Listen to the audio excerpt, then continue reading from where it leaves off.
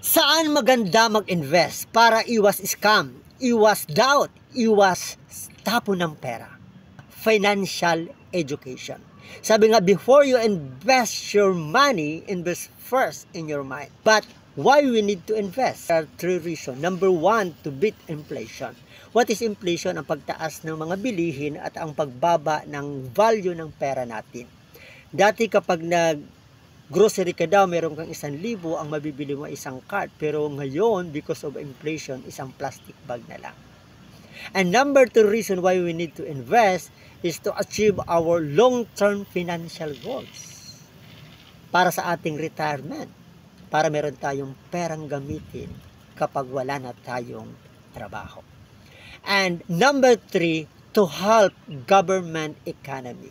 Through our investment, ipinaperam natin o ipinapagamit natin ang ating pera sa project ng gobyerno.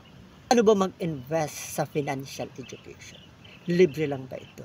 Libre lang ang financial education kung marunong tayo kung saan ito matatagpuan.